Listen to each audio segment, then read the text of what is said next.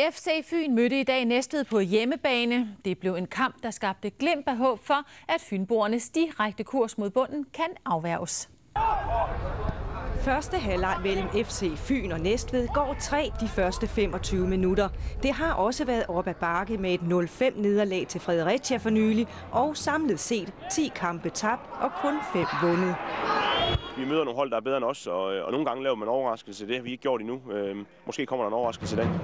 For det er kampen om at vende den kurs, der lige nu har sendt FC Fyn ned som nummer 11 på resultatlisten. Vi har stadigvæk lidt at give af, men det er klart, at vi ved godt, at det snapper til, og nu skal vi også snart til at mærke sejren. Og den nærmer sig. Efter 25 minutter tager fynboerne styringen og byder de næste minutter på flere målchancer, som den her og den her. Og 39 minutter inde i kampen. Lasse Vibe scorer 1-0 til FC Fyn, der kan gå til pause med føring i behold. En lige kamp, hvor jeg synes klart, at vi har haft de største chancer og også været farligt, så jeg synes også, det er fortjent, at vi fører 1-0. Anden halvleg fik FC Fyn mere kamp til stregen, som her, men uden held til Næstved-spillerne. Vi skal skubbe det op! Alligevel får de aldrig udnyttet chancerne til flere scoringer.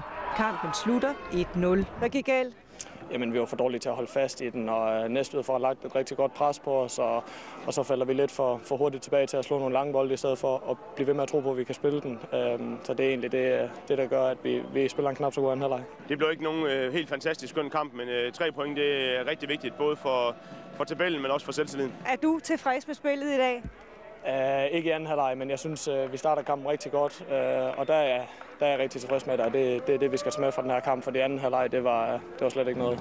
FC Fyn-fans kunne også være tilfredse med en 1-0-sejr, dog med lidt malurt i ølbæret.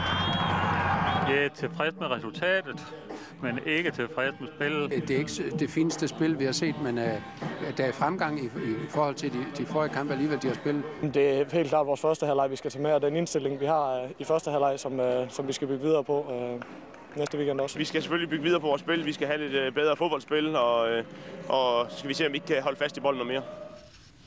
Ja, FC Fyn har endnu 10 kampe til at forbedre sin placering i første division. Næste kamp det bliver mod Thisted, og det er på udebane den 21. april.